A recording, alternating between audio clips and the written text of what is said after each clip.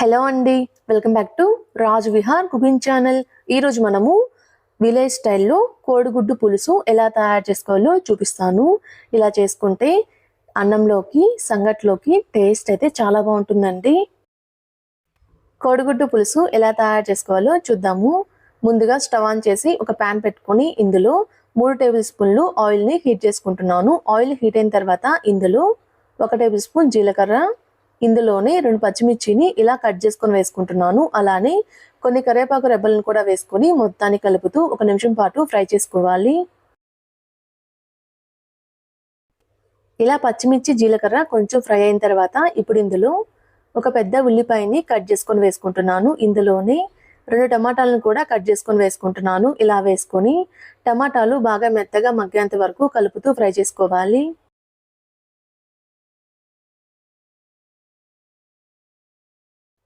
ఇలా కలుపుతూ టమాటాలు బాగా మెత్తగా మగ్గేంత వరకు ఫ్రై చేసుకున్న తర్వాత ఇప్పుడు ఇందులో 1 టేబుల్ స్పూన్ వరకు ఫ్రెష్గా రుబ్బుకున్న అల్లం వెల్లుల్లి పేస్ట్ వేసుకుంటున్నాను. ఇలా వేసుకొని పచ్చివాసన పోయేంత వరకు కలుపుతూ ఫ్రై చేసుకోవాలి.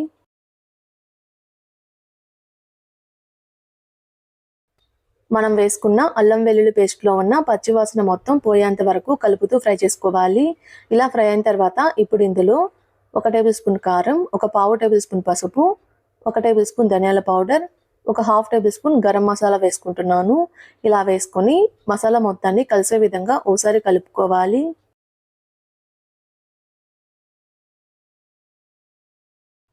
ఇలా కలుపుతూ 1 నిమిషం పాటు ఫ్రై చేసుకుంటే సరిపోతుందండి. ఇలా ఫ్రై అయిన తర్వాత ఇప్పుడు ఇందులో 1 నిమ్మకాయ చిదంతా చింతపండుని అరగంట పాటు నానబెట్టుకొని చింతపండు రసాన్ని అయితే ఈ విధంగా తీసుకుంటున్నాను. ఇలా చింతపండు రసం మొత్తం తీసుకున్న తర్వాత ఇప్పుడు ఇందులో నీళ్ళు వేసుకోవాలండి. మీరు తీసుకున్న పులుపుని బట్టి నీళ్ళైతే పోసుకోండి.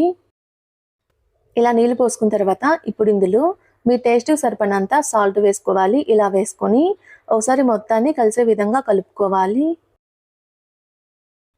ఇలా కలుపుకున్న తర్వాత ఇప్పుడు ఇందులో ముందుగా ఉడికించుకున్న కోడిగుడ్లు వేసుకుంటున్నాను. ఇక్కడైతే నేను ఒక 5 కోడిగుడ్లను ఉడికించుకొని పైన తొక్కు తీసుకొని వేసుకుంటున్నాను. ఇలా కోడిగుడ్లు వేసుకున్న తర్వాత ఇప్పుడు ఇందులో సన్నగా తరిగిన కొంచెం కొత్తిమీర వేసుకుంటున్నాను. ఇలా వేసుకొని ఒకసారి మొత్తాన్ని కలుపుకొని ఒక ఉడుకు పట్టేంత వరకు ఉడికించుకుంటే సరిపోతుందండి. ఇలా మీడియం ఫ్లేమ్ మీద ఒక ఉడుకు పట్టేంత వరకు ఉడికించుకుంటే సరిపోతుంది.